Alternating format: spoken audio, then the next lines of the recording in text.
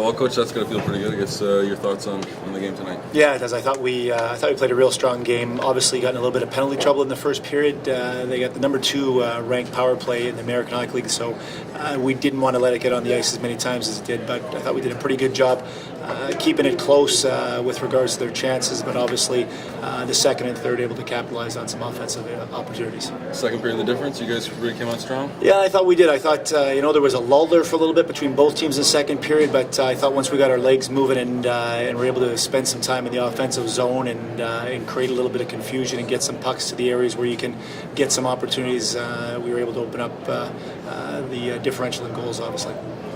Thank you. Your team was towards the bottom of the league, or at the bottom in offense for much of the season. I know. In February alone, you scored over 5 goals 5 times, and 7 tonight. I mean, how do you explain this? I explain it by improving.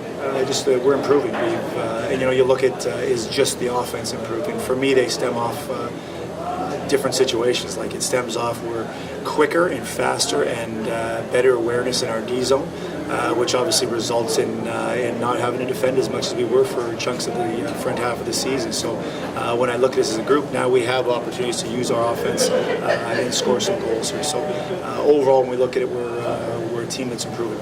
Having veterans like John Albert, who probably played some of the year, maybe not at 100%, and obviously Thomas Rath, who missed a lot of time, they're both back and both contributing a lot. Has that been a huge factor? Yeah, I think you now find balance when you look at teams. Obviously, your veterans are veterans for a reason, and when they're on top of their game and the younger players are able to play to their top of their capabilities, everything slots in where it needs to. Whenever your veteran players are not in the lineup because of injuries, and then taking time whenever they are back in to find their game, then the order of how things work in a dressing room and on the ice is not where it needs to be. So we like the way our balance is right now between our veterans and our younger players.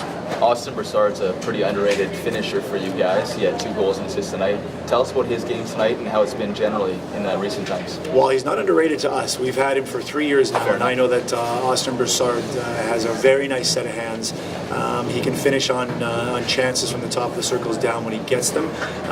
And for Austin, it's just that balance of using his 6'2" frame and the skill set that he has to score goals and make plays with the puck. So you're seeing that a lot more. Last year you'd see it in spurts, and this year you're seeing that consistency of balance in both those, more so in the games here. I know it's late in the season, and chance to make the playoffs are fairly slim at this point. But the team's been playing really well. You came off a road trip where you won 3 of 5 games and were in those other 2 games.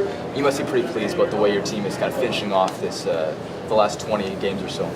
We like the fact that everything that we've talked about as a group, as a team, between the coaching staff and the players in that room, that the teaching aspect has been, again, now you're seeing it now implant itself in the way that they're playing on the ice. You're seeing the players get the experience that they have been dealing with all season long here, good and bad, and you're just seeing overall, as I mentioned, that each player is improving, and that obviously is helping our team improve its overall record.